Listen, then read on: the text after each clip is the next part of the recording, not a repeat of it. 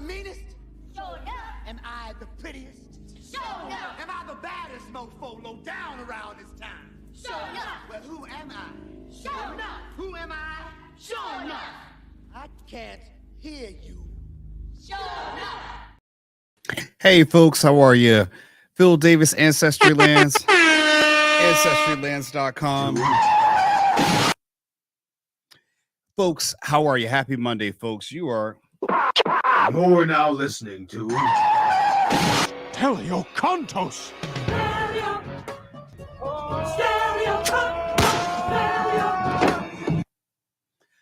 live with Uncle Phil, folks. Happy Monday. How are you, folks? I'm glad to be back in here. How was your weekend? I hope your weekend was good. I had a great weekend, somewhat stressful, but overall good. For the folks that are asking, yes, my son is doing well. Had a little bit of a stomach bug.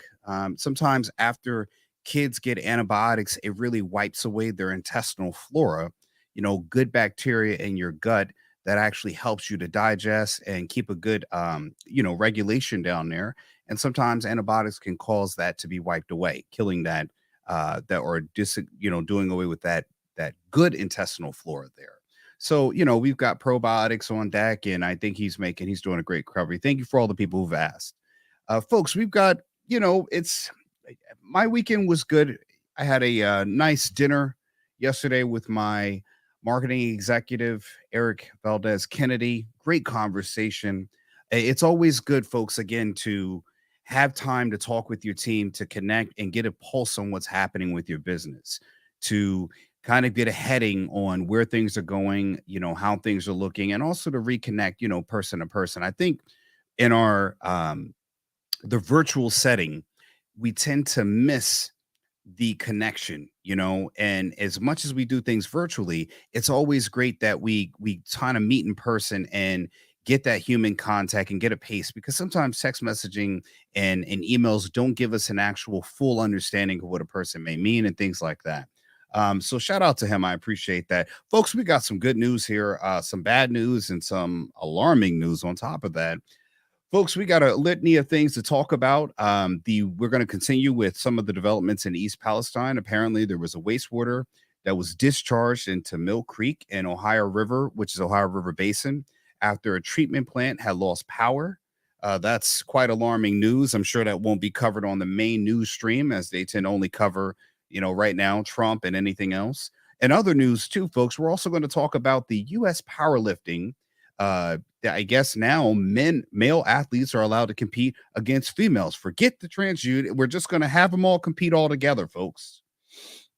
And then we're going to discover some famous Irish, people who are notable in the U.S. today. Famous Irish Americans. It's St. Paddy's Day, folks, this month. It's about being Irish. And just like last month, we covered Black history. And I do apologize. I started the podcast mid-month, so we did not get to all the Black history people that we could talk about. There's been some other news developments. And I think that we're going to cover some people. And I saw Obama up here as some Irish origins. Yes, he's got some Irish origins. We know his mother was from middle part of America. His mother was Caucasian. His father was from Kenya. Even though he's raised in Hawaii, he was the Black president, but he's really biracial.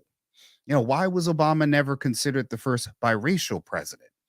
You know what I mean? He was considered the Black president. Now, all you people out there who were claiming he was Black, I know the paper bag rule for the Caucasian people out here who may not know. Once upon a time in early America, you were considered Black if you were darker than a paper bag, a regular paper bag, school lunch paper bag. That was the litmus test that would decide on whether you were a white person with a tan or a Black person that was really light. And that was how they depicted that. That is a true statement there, folks. And other ones, we're going to talk about a piece of woman here, 30-year-old woman who admitted to having, this would be, they're saying, and this is the problem I have with these news articles. A 30-year-old woman was having intercourse with a 13-year-old boy, got pregnant with his child, and they're saying that she had sex. That would be the grape. Take off the G. Grape, take off the G. If this was a man who did that with a 13-year-old girl, this story will be completely written different. And it shows how, even this is written by a man, that there is still bias when it comes to a woman being held accountable for the same crimes that a man would. And I mean, this will make you upset. As a parent, I don't believe in a, yeah, son, go ahead and go get you some with this. That's a child and that's a grown woman. But she got off. Will serve no jail time too, folks. Yeah, definitely.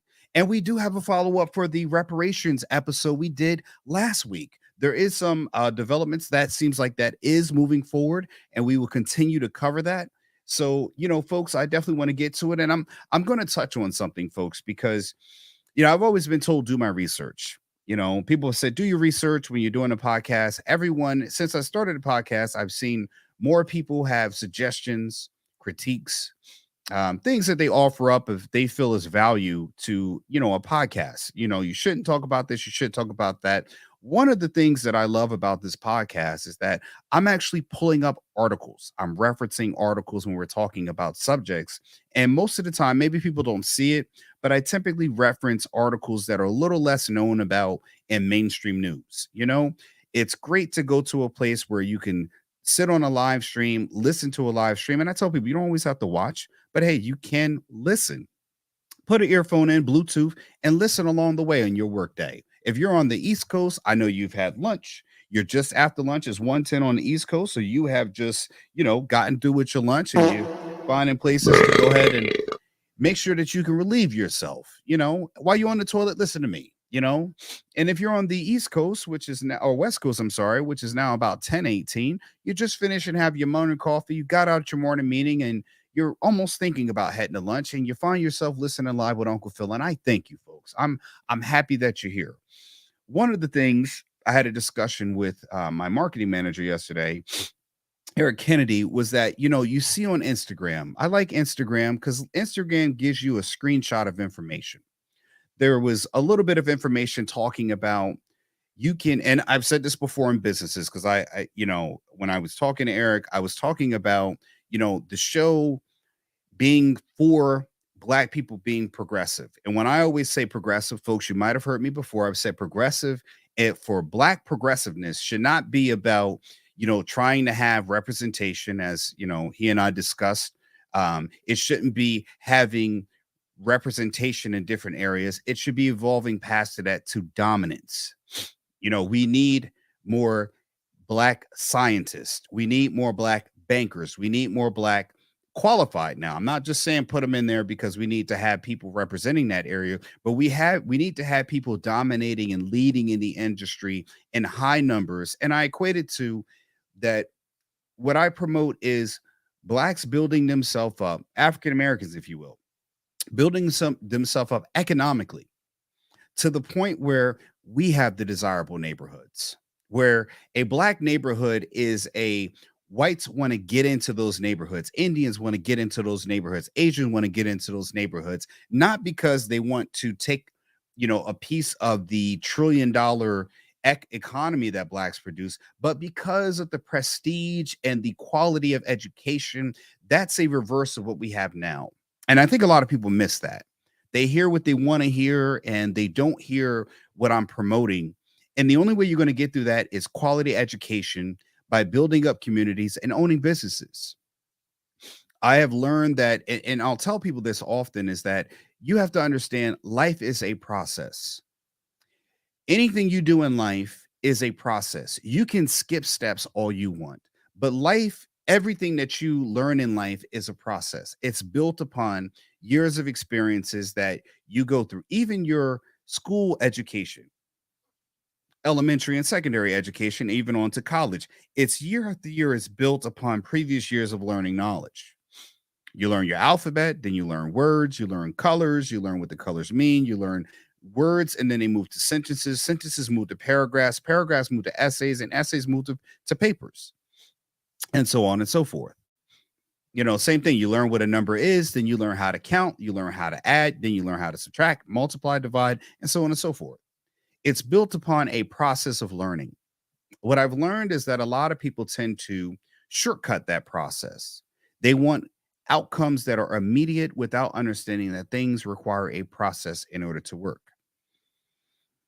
And that means that along the way, you have to be monitoring a process or the progress of process along the way in order to make changes within that process to get a qualified outcome. Not an outcome, a qualified outcome. There is a difference, a big difference. One thing I've learned, and I talk about with owning businesses, we talked about in the last live stream about how you can, I said again, if you have qualified business expenses, like my dinner with Eric, where we talked about business, our business, where the business is at, how are the virtual assistants are doing, how what are plans with graphic designs, things that I'm doing along the way that would add value to our current position and evolving the business. Plans to do other podcasts and things like that, so on and so forth. That dinner, 100 and some dollars it was a business expense charged to my business credit card. And then I saw on Instagram that, an Instagram feed or whatever else talking about, having your children work in your business. And it was just, no one cited a source. And I'm always telling people again, talk with your CPA, talk with your, look up tax code, look up the IRS, because again, if you're going to tell people advice like that, you should definitely be able to provide a link, a source, anything like that. One thing Eric did point out is that 9 times out of 10, I'm citing a source where I get my information from. Yes, much of it is my actual experience, but where I refer people to on this podcast is actual sources where they can look it up themselves. Because what I know is that a lot of times we take our information from video feed and we don't look it up actually in the written feed, meaning that you're going to take a clip of a video that tells you about universal basic life insurance and how you can make money and the build wealth off of that. But again, they have a working knowledge of that information. They have lawyers that guide them and counsel them into where they structure these things. So a lot of times just going out and saying you should get a universal basic life insurance policy, you should get what is it you have, in this case we're going to discuss having your children work in your business as employees, which you're allowed to do. But what's missing is the information that may or may not be up to date as the tax code. The IRS says that, and where people say their sources are. When I did a quick Google search, I got a lot of CPA information, but I didn't get the IRS information until I went into the IRS website. So on one of the Instagram, and I'll show you how it was presented to me, and then what I do, which is why I do say is that, you should listen to someone that shows you information or data, that shows you a site or source to follow, to do your own research. When people just give you a concept and they don't give you any kind of data points or a source that you can go and look up independently, I would take caution to even that clip being shown. We discussed on certain major podcasts talking about, mobile home and how quick the flip is. Even though the gentleman up there, some of the information was inconsistent when he was speaking. And a lot of times, again, that is hard because when you're on a podcast and you're trying to, commit to speaking to certain points, you have to be so polished and almost have a scripted message where, a certain paragraph or a line of thought that you're trying to present, it may be mixed up because you're trying to, not sound boring while you're also trying to give out information to the public. But again, I caution people when listening to that, because again, they should cite a source. They should give you some kind of basic mathematical formulation or some way that you can uncover more details about it. So that way you can actually follow their math. In this case, I did my own research, but the Instagram clip was about you can hire your children in your business. The IRS, according to the Instagram post, allows you up to $12,000 of tax-free money that if you're paying your child as an employee, you have to be the parent. If you're paying them in your business, that you could do it for 12,000 would be tax-free. Okay, unless that's what was stated. That's not me saying it. And I said, wow, that's a great thing because I've got 2 kids and they do certain things within the business and I would like to learn more about the business.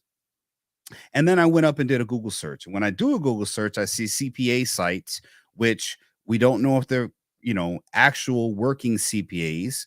They do say and verify that information, but that's not what the IRS says, or at least I could not locate it.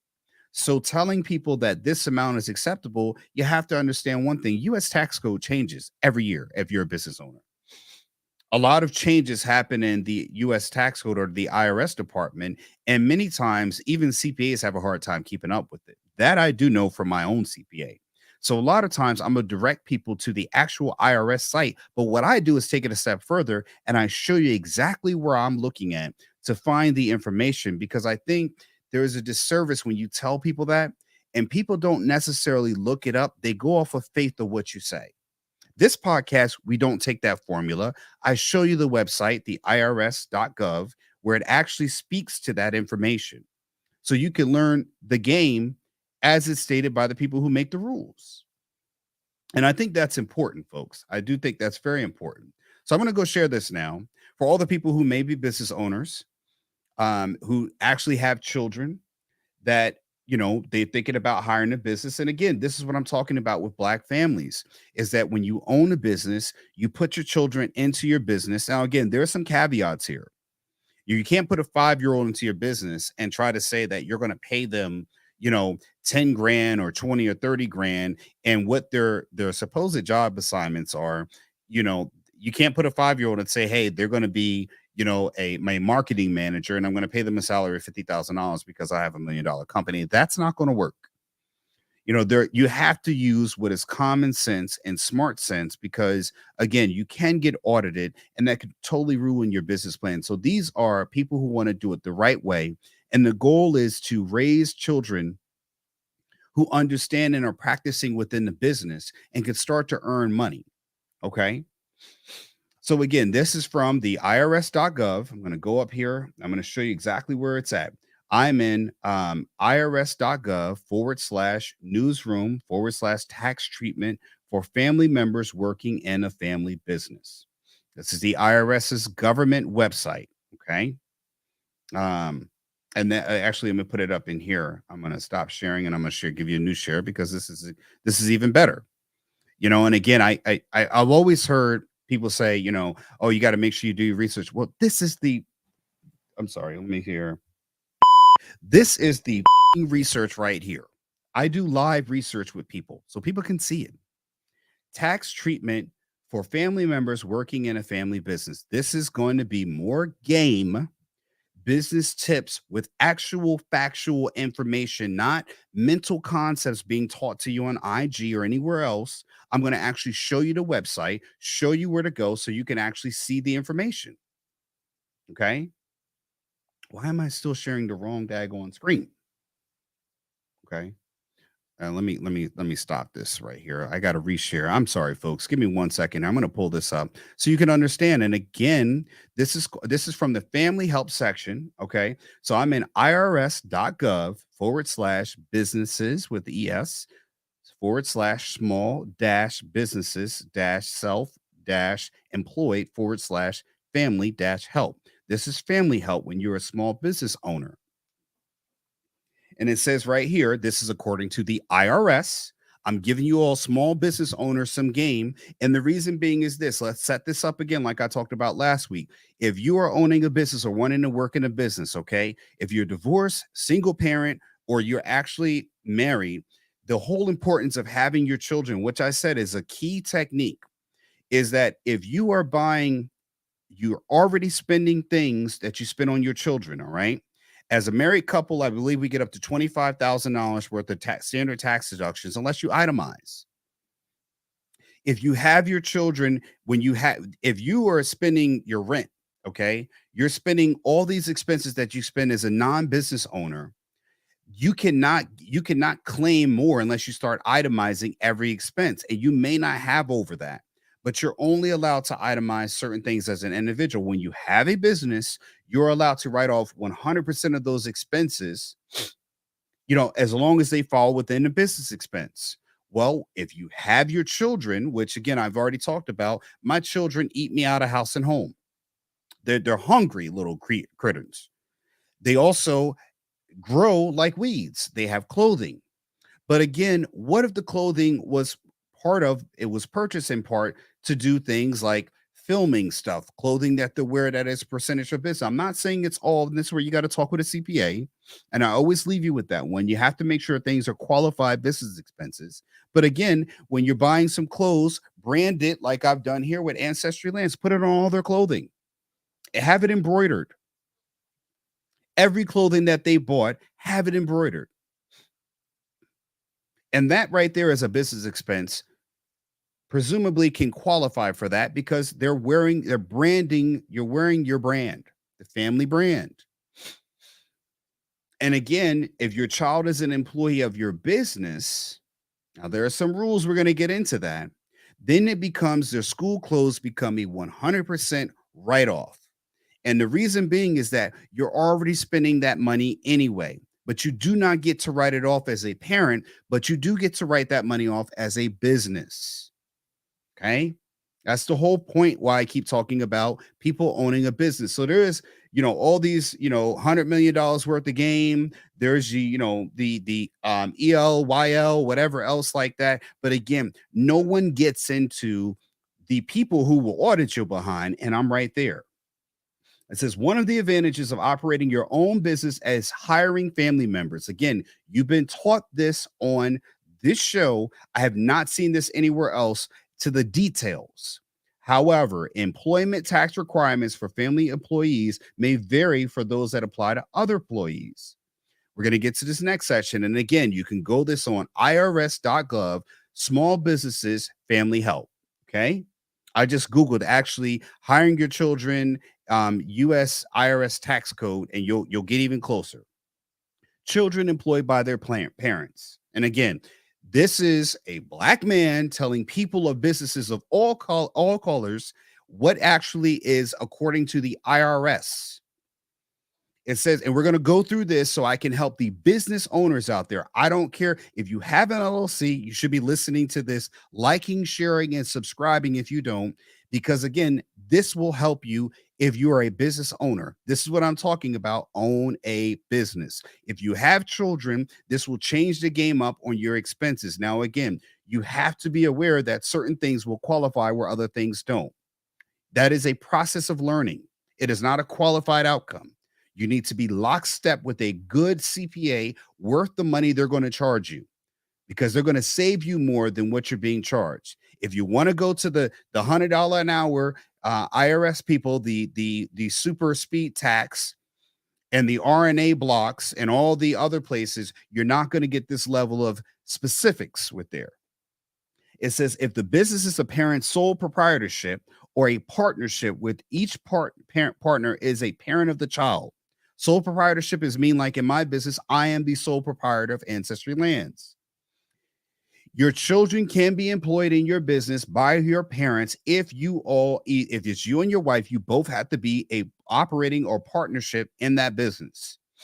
Or if the parent is a sole proprietorship, which is why I have encouraged people that I know within my own family to own a business. But they haven't done it. Now the U.S. tax code is showing you the game that the wealthy go by. You want to know the game that the wealthy go by? Don't let people give you concepts. Let them give you information such as this. Because again, what you don't see is you see clips on IG, but people rarely read. I'm going to read for you. You can just listen. All right.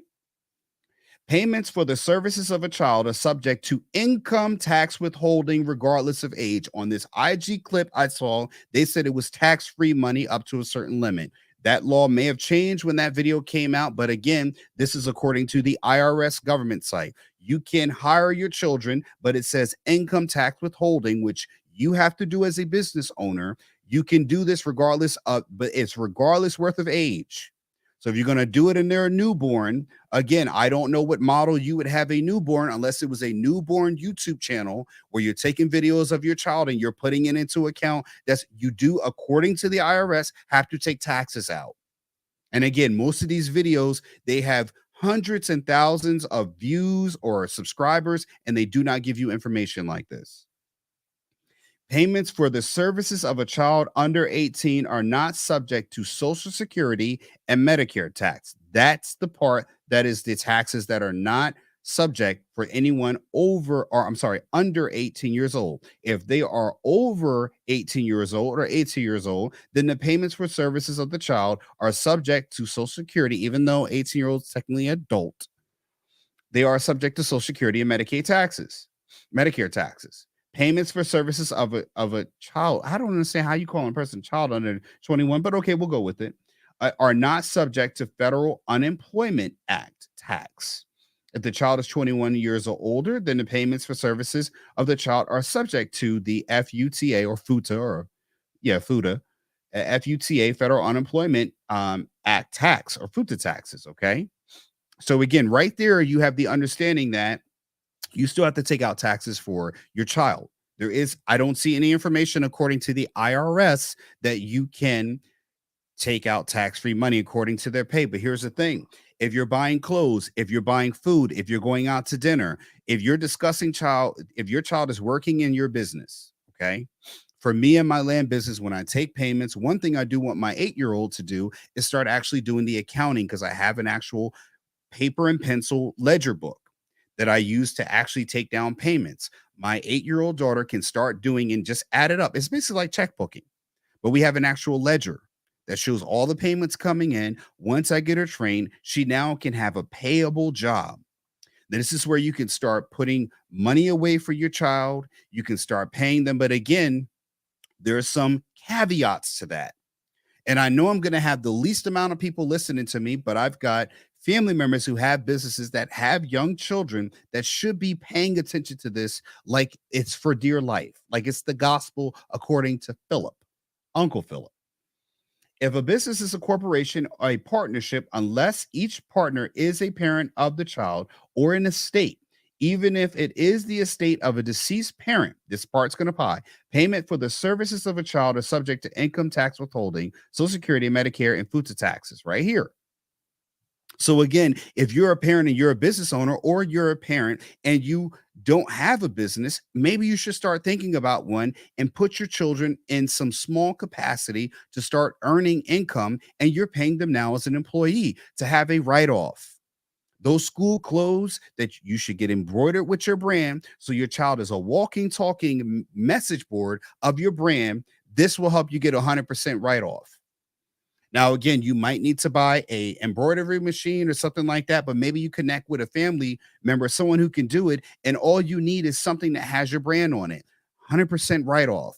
You can't write those clothes off in the same way if you're a parent who does not have a business. And again, this is where you need a CPA in there to talk about how to actually have these millionaire techniques for writing off business expenses. My wife and I have talked about this, and I'm saying, hey, we need to start incorporating this into my business model.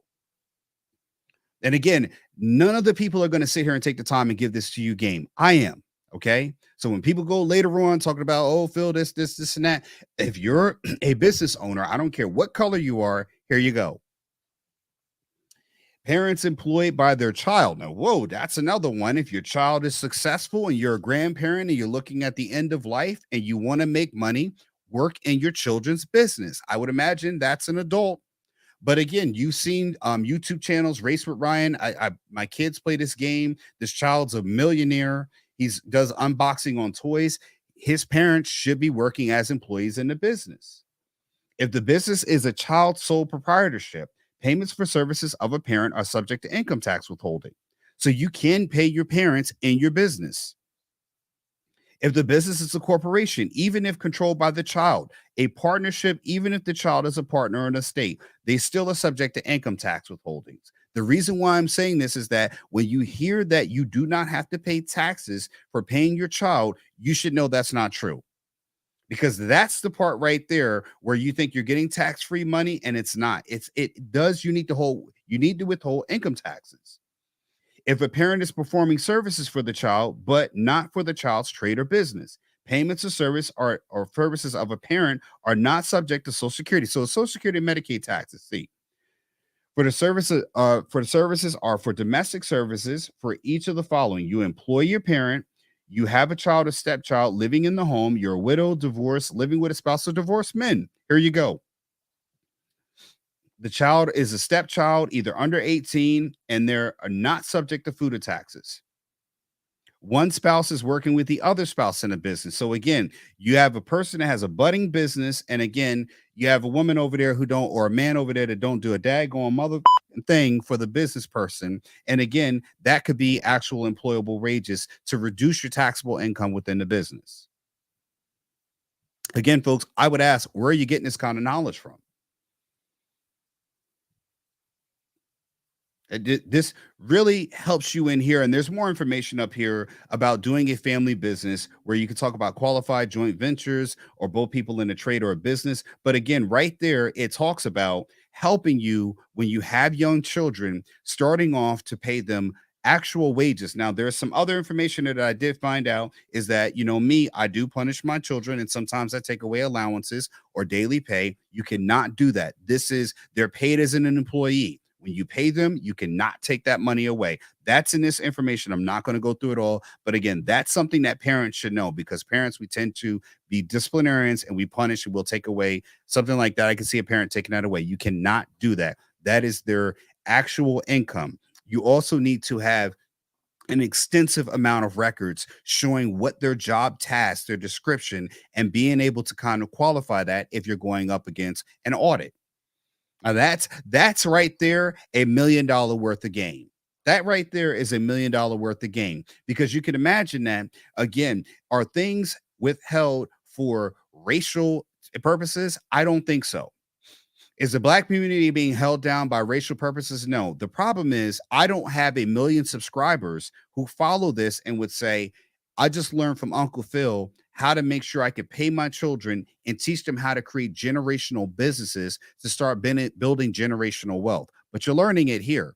And this is simply how you move certain taxable income into a business function to be able to write 100% off, rather than your expenses that you're spending on your family members, your wife, your children. But again, the mindset of everyone in the household needs to be organized towards that structure alone, which makes it even more important that the spouse you have or the person you find is on the plan, not going against the grain.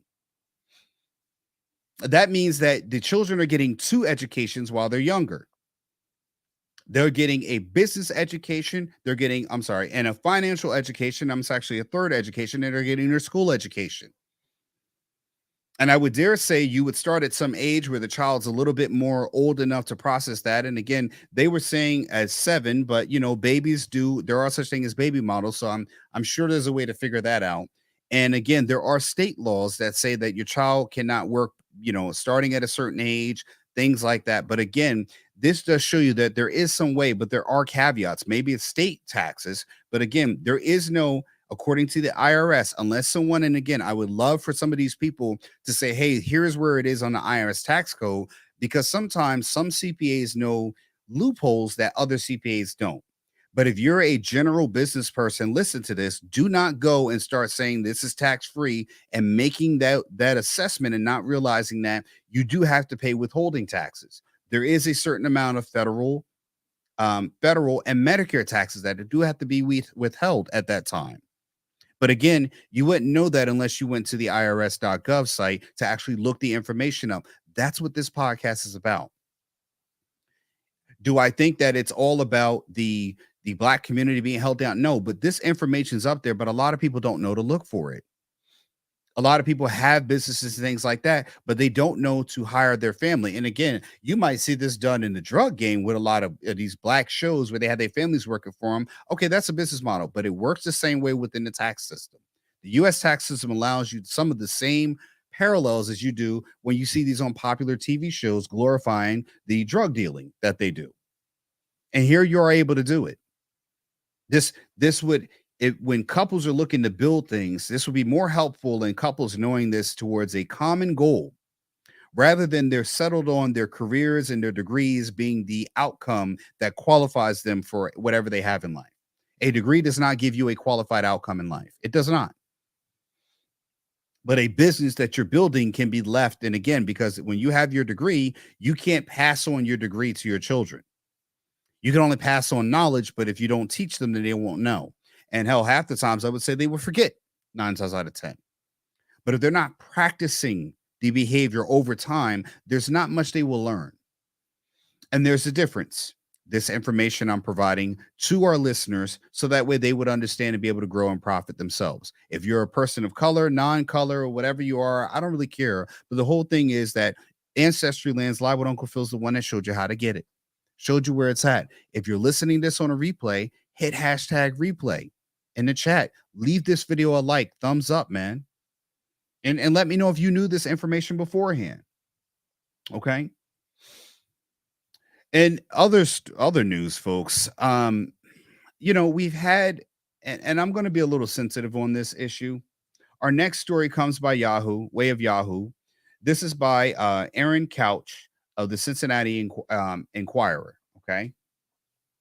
And this is still talking about more news with the East Palestine, Ohio toxic waste disaster. Wastewater is being discharged into Mill Creek, Ohio River after treatment plant lost power. Is this by design? Or is this another failure of the Build Back Better that we've all been talking about? The Ohio EPA, will read into the story, has been called after wastewater treatment plant in Lower Price Hill lost power on Sunday morning. This is just yesterday. According to the release, the Metropolitan Sewer District of Greater Cincinnati, the plant located on Mill Creek lost power around 8:30 p.m. after a high voltage substation transformer failed. Was this by design? Wastewater is being discharged into Mill Creek and Ohio River. Officials said, as a precautionary measure, people should avoid recreational downstream of the plant on those waterways. Well, I hope they're telling everybody. They said drinking water is not affected by the outage. The Ohio EPA stepped in to monitor the situation. The sewer district is using backup generators to treat as much wastewater as possible, limiting discharges. No timeline. And again, I don't see this on national news. I haven't seen this on CNN. I mean, with everything going on with East Palestine, now we have wastewater being leaked into the Ohio River. I mean, and again, here's my conspiracy mindset.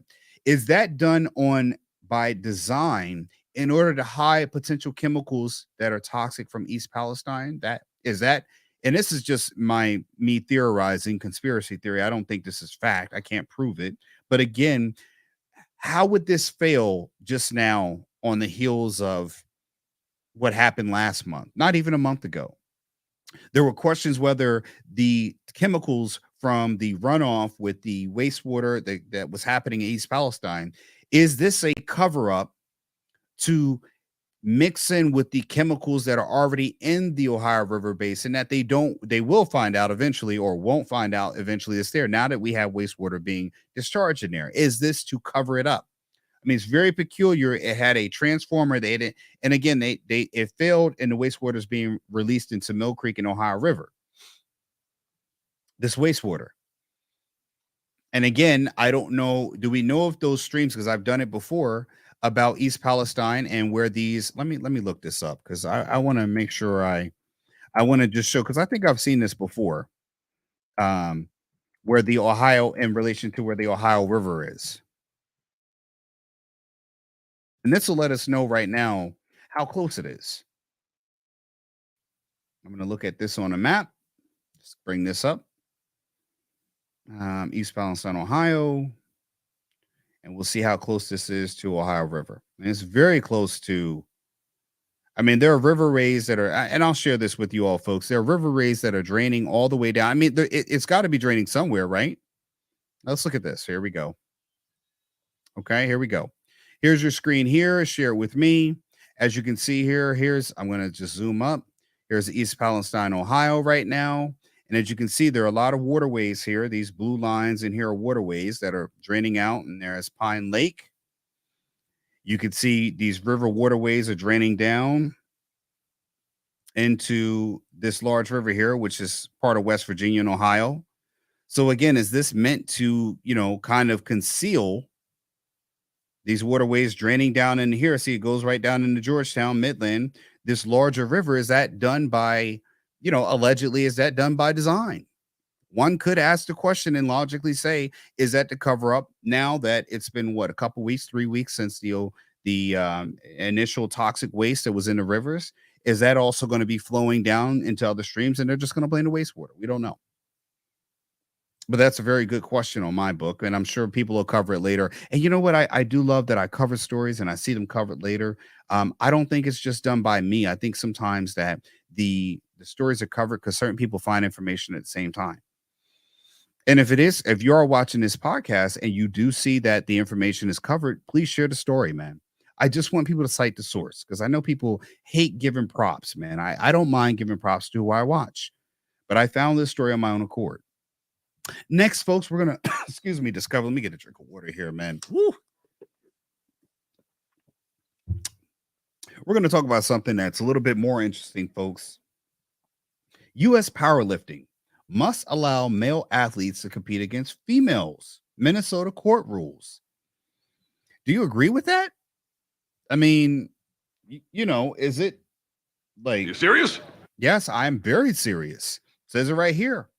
And again, we'll get to some of the comments because I'd love to see what people actually think on here. This is by R.E. Blaff. This was written today, the 6th. Happy birthday to Avon, folks. Avon's birthday is today. 90 years old, folks. Shots fired. Avon, happy birthday, buddy. 90 years old. Youngest 90-year-old on the planet. A Minnesota court has ruled that the U.S. powerlifting must permit transgender athletes to compete. Oh, okay. All right. Got it.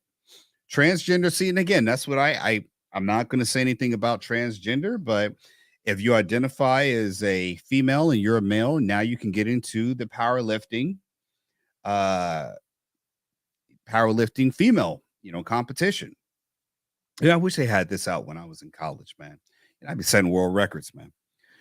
Any which way, transgender powerlifter J.C. Cooper, a male who identifies as a female, sued in a state court in 2021 after U.S. powerlifting sex segregation policy barred him. That's according to the article. See right here, barred him from competing against a woman, even though I identify. So, I'm kind of hairy up in here. When you identify, you're now, a her, but this is saying him. The court, this is Yahoo now. This is not me. The court found that the organization's policy violated the state anti-discrimination law. The harm is in making a person pretend to be something different. The implicit message being that who they are is less than. You serious? Yeah, I guess so. Retard. This is the very essence of separation and segregation. See, okay. This is my problem, and I'm going to ask people too: is that stop getting your information off the TV screen? Got to do a little bit of reading. Is that you're using separation and segregation like it's the same, and again, those are just words that buzz you to, black people suffering in the country and things like that. And again, I as a black person wear my skin on my face, my features, and everything. Okay. It's not I identify, it's who I am. Now, I know some blacks may say I'm not black enough, and some may say I'm not white enough. But again, my skin complexion is I can't change it. I can't identify as white and change my skin color unless I'm bleaching it artificially. So again, when you say it's the very essence of separation and segregation, the person is choosing mentally or willfully to identify as something. That's their choice. And even in here, you're still calling them him. So, it just kind of begs the question, where's the line at here? The court argued in its ruling published last week. And again, this is going to affect your daughters, the mothers out there who hate men and men this and men that, I think why shouldn't we should just have like Mike Tyson, all the big wigs, just identify as men and go into women's sports en masse. I think that'll just get everybody to just be okay with it. You know what I mean? Because then it would just probably eliminate girls getting scholarships altogether. I mean, and then will the mothers have a problem then? The district's court, and I'm supporting this. I'm supporting this transgender athlete here. I am. I'm supporting it. I think that we should have nothing but, like bring Mark McGuire out of retirement, Barry Bonds, and have them identify as a woman and go into softball. You know what I mean? Like, why not? The district court ruling compels U.S. powerlifting to cease and desist from unfair discriminatory practices and permits the body 2 weeks to comply. You got 2 weeks to get your, hold on, let me get this right. You got 2 weeks to get your together. The order pays ways for individuals compete in divisions based on their gender identity, not biological sex. So we're going to, this could open the doors for a lot of states potentially doing this. I do know we have some states that have, kind of locked down that the assigned sex at birth is what your actual sex has to be, and I mean, again, I'm just saying, like, why don't we just let it run loose? You know what I mean? After years of experience discrimination, see, I mean, again, it's like, it's always, now it's been, and that's the problem, I think, with Ron DeSantis, my people live in Florida, they're like, oh, he said revise African American histories. He didn't say you were not going to teach it, because again, there's agendas being pushed in that. But I think a lot of people, they don't even understand that those agendas are being side by side piggybacked into what are real Black actual problems. The backlash has occurred due to that, and of course, I have complex feelings about the sport, Cooper told a news outlet in response to the decision. But I think this win is a representation that we can move forward. After 2 years of suing the state court, Cooper filed a complaint with Minnesota Department of Human Rights in 2019, alleging discrimination on the grounds of gender identity and sexual orientation. Gender justice, and I mean, honestly, I think we should step it up. We should get anybody who's got a, like a 10-inch dong, and you should just be able to go into girls' bathrooms and just change. You know what I mean? And again, this is where we go. We mixed in gender right issues with civil right issues as far as relates to Blacks. This is where it got mixed in. I keep telling people this all the time. As Blacks went through color, things that they could not actually change, they were born with. There was no part of early American history that would allow a Black person to say, I identify as white, leave me alone, let me drink from this fountain. It's not the same thing. You older people need to wake up to the stuff that we're dealing with that's not the same as what you were dealing with. Gender Justice, an organization aimed at dismantling legal, structural, and cultural barriers that contribute to gender equality, joined Cooper in filing a complaint. And I support it. Why not? Just let all the men play in female sports, and then there won't be any female. There'll be men who identify as women, transgender men as an all-female sport. It'll be male sports and then transgender women's sports. And there will be no natural women left in there after this goes full on and intimate. And then women will have to decide on where they want to stand at with that one. I think we should just allow it. The U.S. powerlifting president, Larry Mayo, denounced a court decision, pointing out that males have a particular advantage over females in powerlifting. Okay, well, again, they're identifying why not? You know what I mean? I want to create a identify as female all basketball team to play in high school and college against nothing but females. That'd be great. They don't have an advantage. They identify as females. It's just that simple. Let's go with it. By your logic, let's do it. You know what I mean? Because, I mean, again, if you identify as a woman and, you get into a fight with a girl, I mean, it's a girl fighting another girl. Our position will aim at balancing the needs of cis and transgender women whose capacities differ significantly in pure strength sports. Well, if you identify, that's it. We have received a summary judgment decision of the court finding us liable for discrimination. We respectfully disagree with the court's conclusion. We are considering all the options, including appeal. Of course they are. It's probably going to go up to the Supreme Court at this point.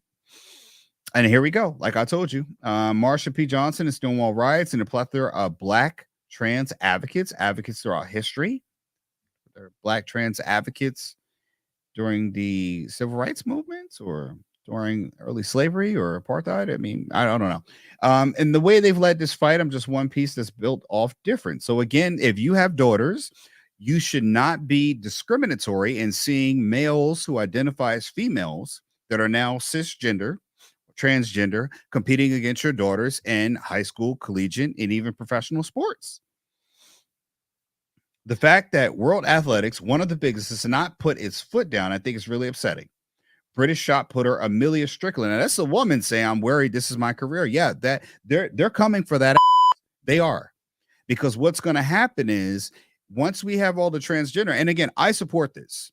I support anytime a male wants to identify as a woman and say that I identify as a woman, you should be allowed to go out for that sport. Track, football, not a football, track, whatever sport. Women's basketball, WNBA. Let's get Jordan back. All right. Let's have him identify as a woman and let him go into the WNBA. And then we can get the numbers up for the WNBA because we got dunks finally.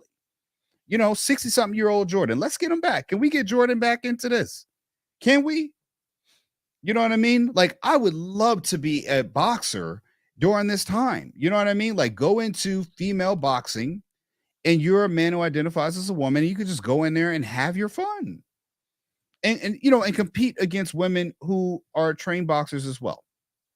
Let's go to the comments, folks. Let's see what other people have to say about this because I like this. Sometimes the audience, you guys are a little scared, but let's see what who actually support this. I do. The problem is lack of outrage. The jugs should not have this power. Well, they do.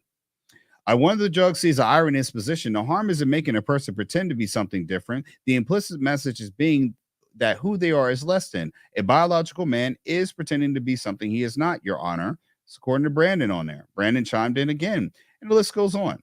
I think we'll really start to see a backlash when biological males start competing in things like track, boxing. I said boxing. Look at that, wrestling. Yeah, when a biological male smokes the field of women sprinters, or that's already happened. Or when a biological male beats a women boxer to a pulp. Perhaps I think one punch will probably do it. I don't think a pulp you need it. I mean, Brandon, that's a little too much to a pulp. I mean, that's an ass whooping is a whooping there, but we don't need a pulp beeping. Perhaps then our society will begin to see the absurdity in this thought process. Well, we're going to have to wait till we get there, Brandon. Don, a male who identifies as a female tells the whole story. Gender is not a subjective perception. It's a biological fact. We could throw out the window everything we know about biology, and we recognize this profound illness or posing as another gender for personal benefit. I support the transgender movement. Why not? Let them do it. Let the men compete in everything that girls are in. You know what I mean? Like, why not? Let them do it.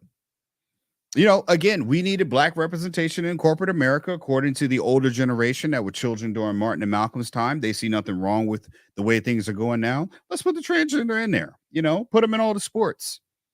Like I said, get Mike, get Holyfield, get Roy Jones, identify as a woman, get you into boxing right now. Female boxing league. You know what I mean? Let's get Rampage and who else? I know Kimbo's gone, but let's get Michael Jai White in there and let's put him in UFC. You know what I mean? Ken Shamrock, bring him out of retirement. Let's do it. Royce Gracie, if they're still around, any one of the Gracie brothers, get him in there. Let's get him in UFC. Start up a trans league. You know what I mean? Just identify as a woman, get in there and start snapping some bones. Track. Let's get Usain out of retirement. Lord knows his issue with being Khan. Let's get him to identify as a female and start running a 100. We'll see that world record being broken, right? Let's do it. Why not? Let's start it up. We don't have to be discriminatory. Why not? You know what I mean? Let's do it. I don't know, folks. You tell me what you think. Because then what happens is right now, the people who have daughters, this hasn't been fully rolled out like into society where you can start seeing it into like maybe every high school, every college.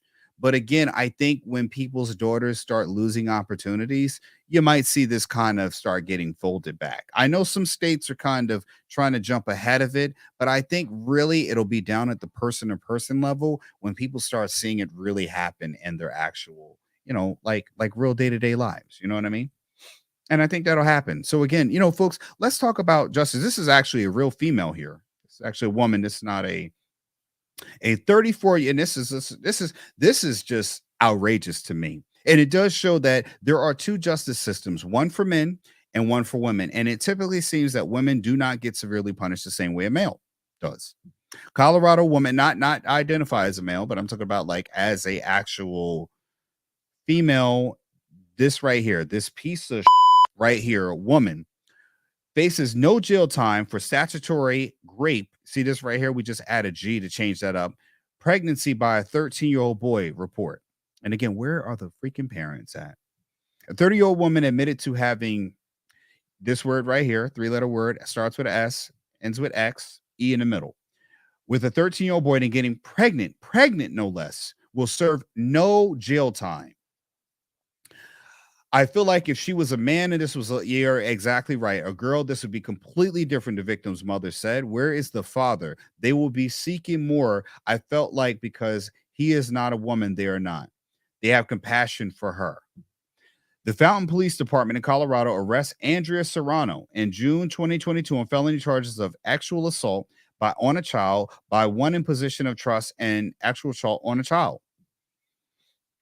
She admitted that she had sex with a teenager who remains unidentified, of course, to his age. They detained her in El Paso County. And again, I'm asking again, this is a piece of woman right here, man, that how she's may go free, and face no jail time for her crime. Now, here's the whole thing about it. Is she allowed to go after child support? Alimony? Because that's happened before. After agreeing to a plea deal with prosecutors who dropped the original charges to a lesser offense that does not require jail time. A plea deal. They gave this piece of a plea deal. And we got people locked up for what? Dime bags and stuff like that. The deal reviewed by KK TV, I thought I was going to go with another K, but okay, we'll keep it there, will require Serrano to register as an ex-offender, and she could face 10 years of face a requirement of 10 years to live to life on the ex-offender intensive supervised probation. Really? That should be lifelong. What do you mean 10 years? The victim's family is looking at next steps in a case as they believe his life has been irrevocably changed. Oh, you're a father now. A 13-year-old is now a father because a 31-year-old has now been pregnant by him, and she's going scot-free, potentially, and is not getting any jail time. I feel like my son is being robbed of his childhood. Now he's happened to be a father. He's a victim, 13 years old. I mean, seriously. And she and pregnant. Listen, I'm going to tell you as a nurse, people think like pregnancy is an easy thing. Pregnancy is very, very hard. I know people get pregnant quickly, but there are a lot of people who it takes a while to get pregnant. Okay. So just don't think it's a one and done. All right. This woman did this and she's going free. And all she has to do is be registered, according to an ex-offender. This is horrible, man. She demanded explanation as to why Serrano would face no jail time for her crime, and as revealed, the family will seek sole custody of Serrano's child fathered by the victim, 13 years old, and a father. And all he's doing is just getting some box.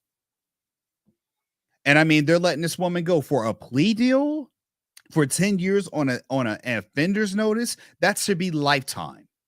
And again, it begs to differ. If a 31-year-old man did this with a 13-year-old girl, I doubt he'd be alive.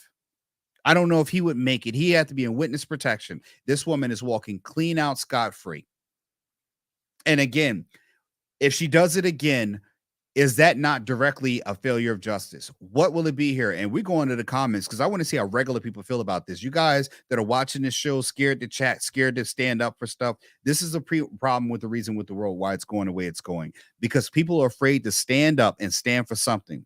So when stuff like this happens, people tend to try to find some I'm going to not say anything, this, and this scared mentality. Evil is allowed to prevail when good people do nothing. That judge, the IMD, the judge record should be reviewed, and every man in a jurisdiction sentenced for prison for the same or similar should sue and have their sentence looked at. Exactly. And plea deals, they already negotiated with the prosecution and defense. A judge can reject it, but they rarely do. In this instance, where a civil lawsuit and heavy judgment are warranted, plus no child support, right? That's an IRV too, unless the boy and his family want contact. This is prejudice, the lessening of consequences for a woman taking advantage of a boy child. They keep talking about he's a child, 13 years old. This woman is 31. The boy's family is seeking full custody of this child. In this situation, the mother should have to pay child support. And I mean, again, I've seen in stories before this, man, where the woman actually asked child support when the boy turned 18. This is sick, man. And again, where is the outrage? Again, I know on the male side how outrageous it would be. How is this even allowed? How is this even no time? A plea deal, Just 10 years on the registry on probation. That's it. But you're still allowed to go out and continue on with this sick behavior to get another chance at it, change another child's life. I mean, this is supposed to be justice here, right? A plea deal from the prosecution. And I'm just wondering how the parents, I mean, they should be suing the state for this, man. This is sick. Sick. And again, this 31-year-old woman was allowed to do this. Now, again, I'm not going to just go ahead and go say with her, because again, there is no information given on where this child, 13-year-old child, was at, that he had one-on-one time with this woman. Where were the parents in this instance? And I know 13 years old, you don't know everything your child's doing. There is a part of their life that go up. It doesn't say whether she was a teacher or anything else. So I think there's more to this story where this woman had access to this 13-year-old boy. And again, are parents or family members being too lax with who you have your children around?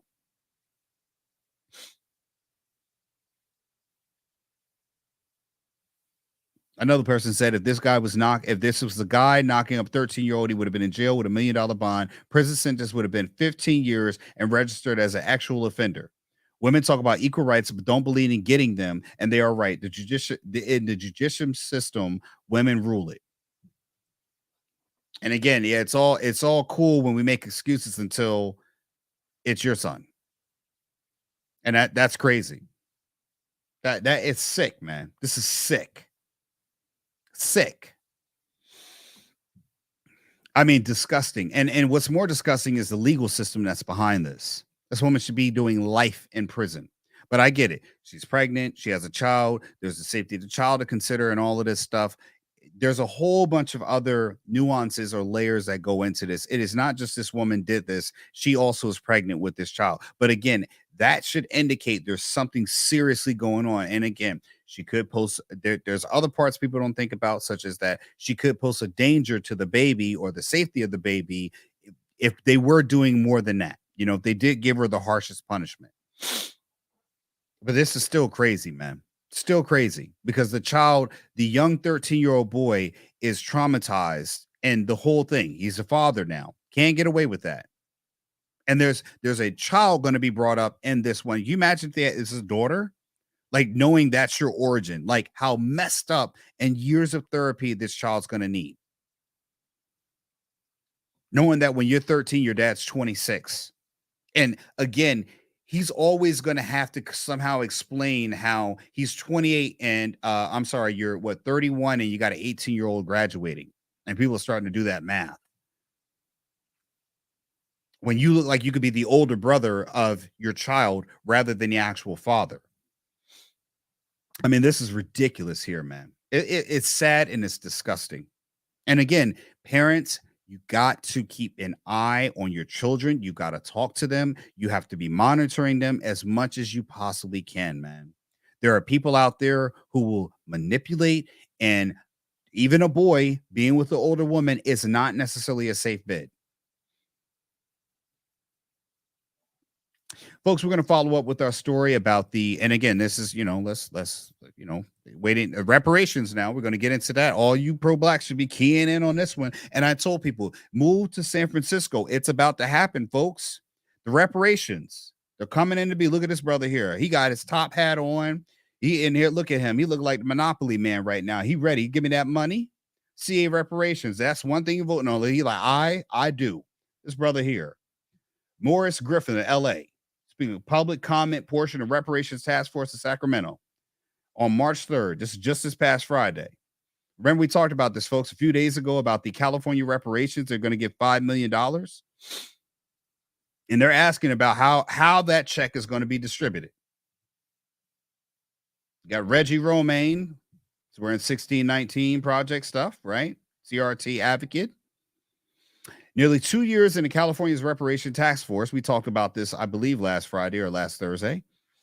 The group has yet to make key decisions that will be at the heart of its final report, recommending how the state should apologize and compensate for Black residents for harms caused by slavery and discrimination. Although I believe in California, segregation actually and slavery was not actually a law or practice in some areas. I mean, that's debatable. 2 hours of intense debate, the task force voted unanimously Saturday in favor of an agency that would provide certain services to descendants of Black enslaved people while overseeing groups that provided other services. The vote followed one proposed by task force member Cheryl Grills at a prior meeting to recommend that this entity mainly serve as an oversight body. It's not enough for us as 9 esteemed colleagues to determine what repair looks like. We've listened to the descendant community. Folks, get to California fast. If you do, because this is LA, the properties in Ancestrylands are in California City, about an hour and a half away from the LA area. Okay? Get you some property before you get you that check. If you get that check, get your property from Ancestrylands. All right? Don't just do something smart with the money and buy land from Ancestrylands. Okay? Clear out my whole inventory. Take that 5 mil, just drop 300,000 and buy up all 40 remaining properties. Okay. That way, at least when you spend the rest, or if you don't invest the rest, you'll have 40 properties in the tank for yourself, something that you can pass on. Ancestrylands.com is where you can go for folks. If you're loving the program where we're going so far, $signs Ancestryland on Cash App. I always forget to talk about that. And on Venmo, we're at Ancestrylands. We appreciate your donations. That helps the show continue on. So again, this looks like this is kind of moving through. It says one resident said the task force groundbreaking interim 500-page report released last year should be mailed available in libraries and books in other states to know how to use theirs. Can this be coming to a state near you? I mean, again, I've talked about the near 30 billion that we sent to Ukraine. I mean, could we bust the checks for the Blacks that are here? You know what I mean? Get my paper. That's what we need to do. It is a movement that's garnered support from a large share of African Americans, but also advocates that include Japanese Americans who fought for families who received payments from federal governments after residents were placed in intern camps during World War II. So, Japanese got that money. We should be getting our check too. It's someone else is here, Tariq Alami, who said that it's clear the government should have passed reparations for Black Americans a long time ago. But again, at that time, Blacks were more productive in the sense of the economy was better. Marriages were more. So again, this is the perfect time to do it as far as the government reclaiming some of that money back into the economy. I don't know. I mean, do you all feel like this should be, they should go ahead with it? And I mean, again, they were talking about 55 million. There are 50,000 residents in San Francisco alone, Black households that make 50,000. They average about 44,000 a month. I believe Latinos were about 84, Hispanics at large. Asians were about 105, and whites were 113,000 in places that cost $1 million for a small home, right? I mean, is it fair? We talk about it. I think why not? Everybody else got a check. Why can't Blacks get a check? But again, what I do say is always is that if we do get checks, we should stop complaining after that. There should be no more talk of discrimination, anything else that's going on. The check should come with silence, right? Because you're paying for people's silence to say that, we're not giving this anymore, because you can't get a check and still complain. It's reparations. You know what I mean? I don't know. Like I said, Blacks are the only ones that do not benefit from our suffering. There's no economic reward or income being made off our suffering. It's not.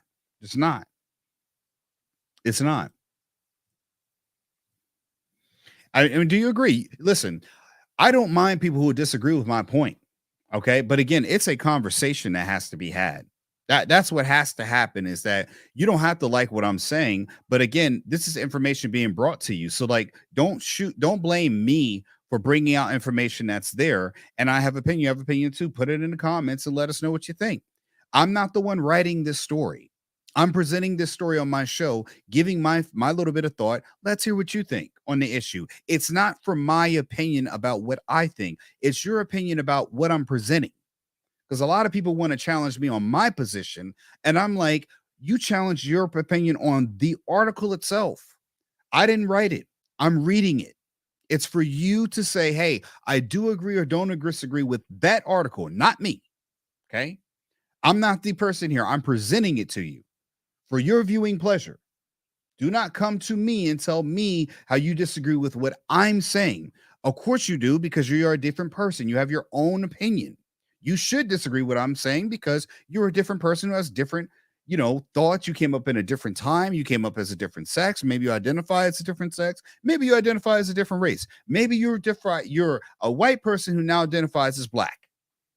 Maybe you're a black person that now identifies as white, or you're an Asian man, like Dave Chappelle said.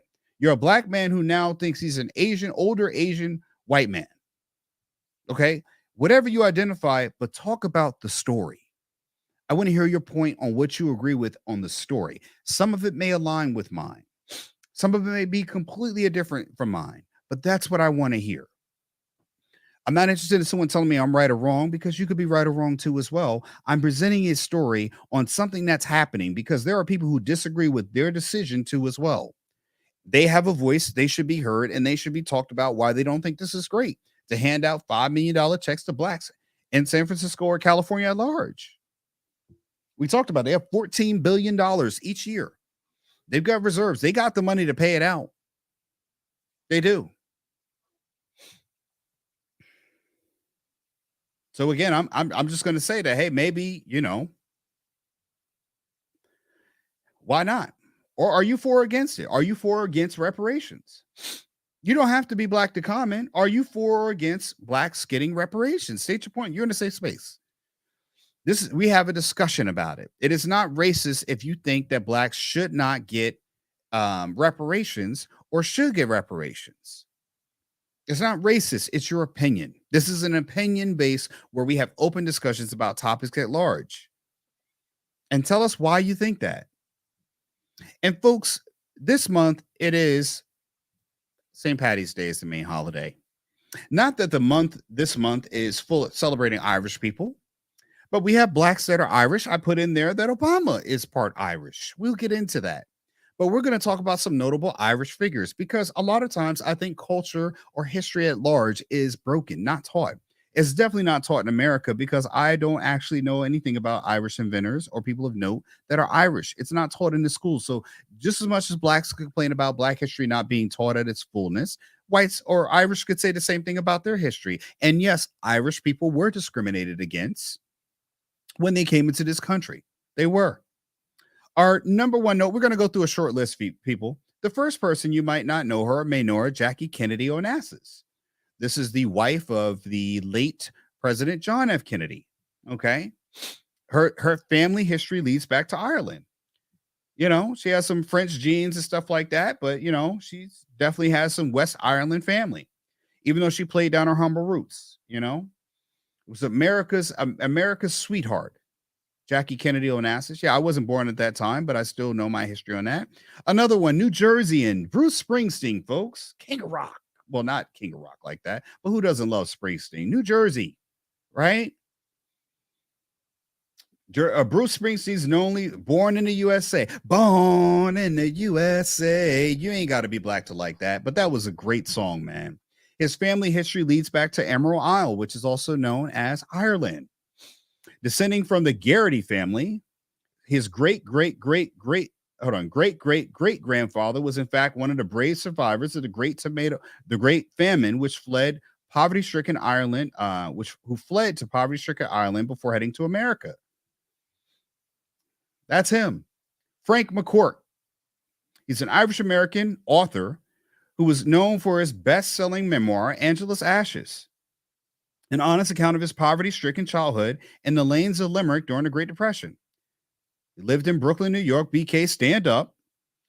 For his immigrant parents that decided to return to Ireland, but ended up worse off than they were when they were left. Obviously not the best decision. His father, a troubled alcoholic. And again, we'll give a shout out to the Irish people out there. This is your month. Stand up. I don't know who we're covering in April, but in May, you definitely know we're getting the Mexican people up in here. Stand up, people. Our next person, Maureen O'Hara. Okay.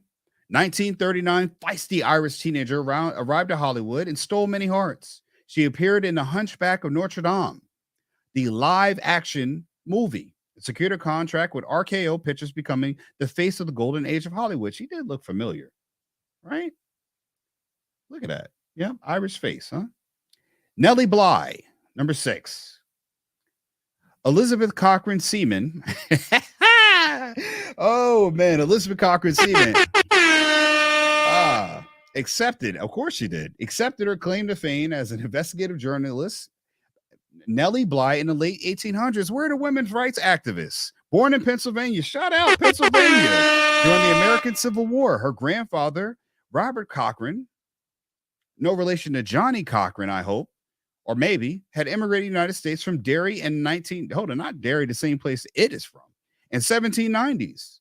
Now, hold on, she's an investigative reporter over Nellie Bly in the late 1800s. How can we don't hear women's suffrage talking about that? Not only was she one of the first women to expose the horrendous working conditions, shout out to Aaron Brockovich here, Nellie Bly, your foremother of the late, she exposed the horrendous work conditions of the late 19th century. See, women, don't say I don't do anything for you. Here you go.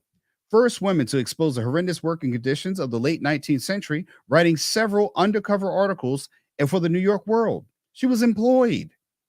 She also took a brave step of faking mental illness in order to reveal how patients were being treated in Blackwell's Island Women's Lunatic Asylum. She faked mental illness. Well, that still happens nowadays. She didn't stop there. She pursued a trip around the world in a bid to beat Jules Verne's fictional character, Phileas Fogg's 80-day trip around the world in 80 days. It's a woman who did this. Women, do you know your own history? Because again, in this country, suffering and oppression is always put forth. But again, here we have an Irish woman that was the first woman. She was a journalist in the late 1800s.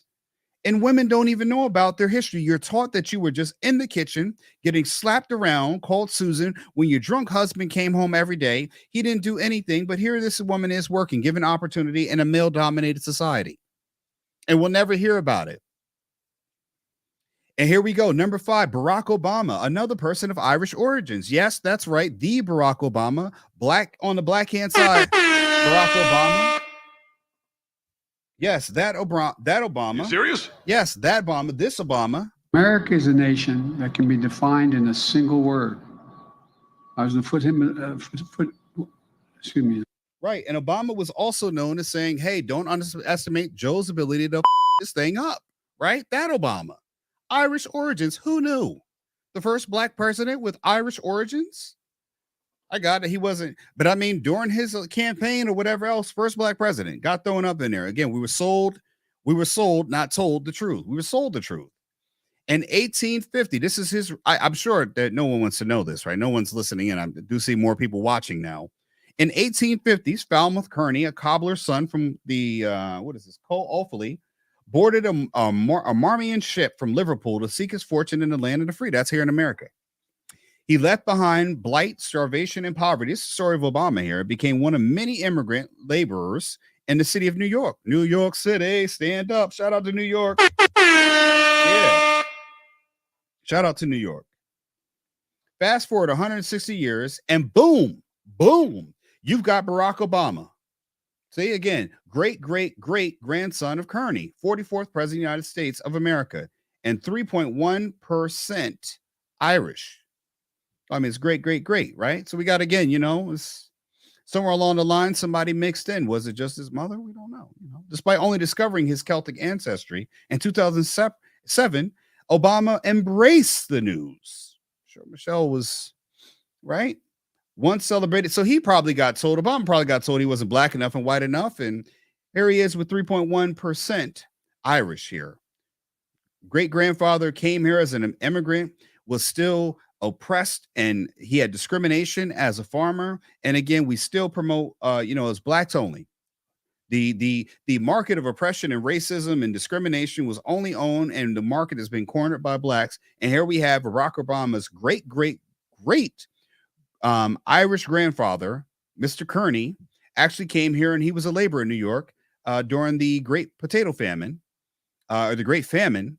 And we noticed that Irish people were extremely discriminated against there. And shout out to Obama, who hopefully teaches his daughter to celebrate their white ancestry, right? But again, black president, right? Okay, good. Just throwing it out there, because it's like, again, he really was half and half.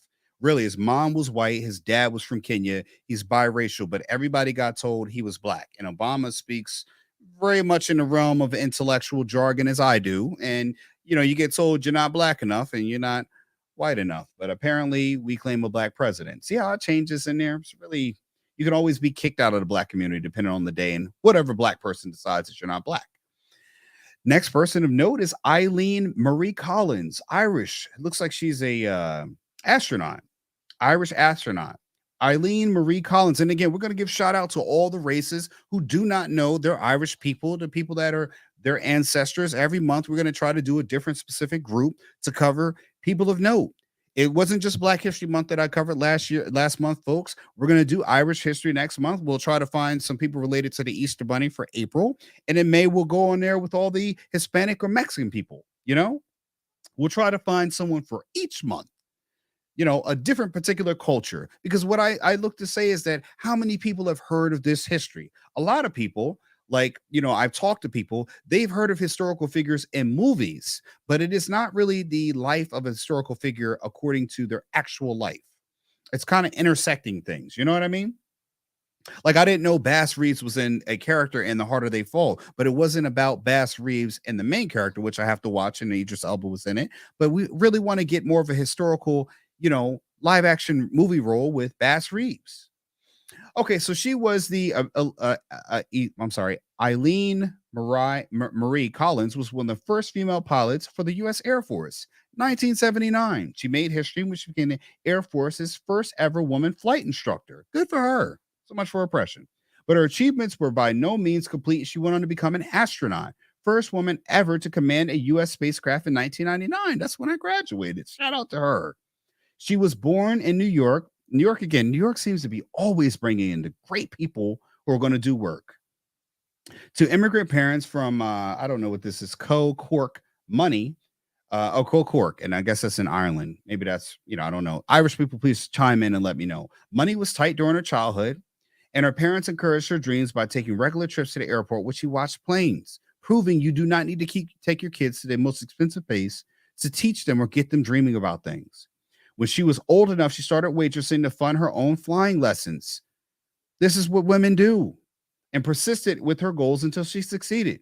She's now retired, but she remains a true hero in that book. Yes. For all the people that think that the Irish Mafia is all you need to claim, nope, look no further. Billy the Kid, folks. Correct? Billy the Kid. Yoo-hoo! I'll make you famous. That Billy the Kid, folks. That Billy the Kid. Right here. William H. Bonney. Billy the Kid, also born William Henry McCarthy to an Irish woman from, we're just going to go Antrim, Catherine McCarthy, had immigrated to America during the Great Hunger. And they've had great famine, great hunger. Sheesh, the land is just kicking their own people out, where she stayed until she died. Noted for her warm Irish charm. She spent much of the kid's childhood as a single mother. So even then, in these times, they had single white mothers, even though we think that it's only started with blacks. No evidence has been found to confirm the kid's father was also Irish, although the legend's roguish character suggests he was. We all know about Billy the Kid, and him and Doc Holliday, and not Doc Holliday, Doc Rivers. Was it Doc Rivers? No, Doc Rivers is the coach for the Boston Celtics at one point. But Doc Hollywood, part of his team. I'm thinking of what's his name? Val Kilmer. And I'm your Huckleberry. I'm thinking of that one. I'm getting confused here. Okay. But there are a lot of variations to the story of Billy the Kid. He was apparently shot in the back by Pat Garrett? Yeah. I don't know, folks. Go and watch Young Guns, okay?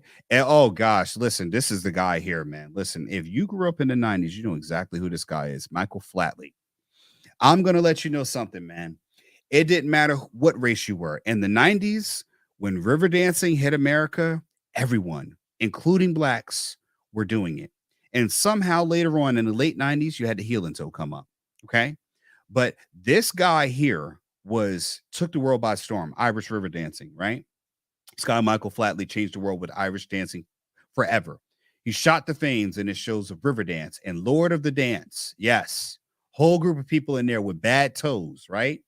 Definitely not sandal wearers in this group. But he was born in Chicago to Irish immigrant parents. The father was the Co Sligo, while his mother was from Co Carlo. I'm going to have to ask an Irish person I know about this.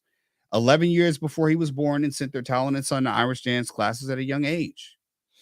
And another number one was John F. Kennedy, our last person coming in of Irish descent. The first Irish Catholic president in the United States. Right. Proud of his Irish ancestry. Remember that, folks. Irish people stand up. This is your history here. Paternal leaks to counties, Cork. Oh, that's what it is. Counties, Cork, and Wexford. While his mother heritage leads back to counties Limerick and Cavan. Both Fitzgeralds and Kennedys traveled to the U.S. to seek their fortune during a time of poverty. Little did they know the family names would stand proudly in the White House through America's 35th president. You know, we know how he got his cavity blown out from the we know about how that ended, sadly, but that was there. Folks, I hope you've enjoyed today's show. I really do. I'm very happy about the process of this podcast. I've got more comfortable on the mic, being able to talk how I want to talk, what I want to talk about, and that's the whole point of the show. Folks. I like people to comment, like, share, subscribe, donate to the show, folks. That donation is very helpful in us evolving the show, the platform. You see, I got these lights back here. I like to do a little bit more with this setup and kind of evolve it for your viewing pleasure. Folks, I always say go to ancestrylands.com or Ancestrylands on YouTube. We have other playlists of our properties that we have available. 1,000 down, $250 a month. No interest, no credit checks.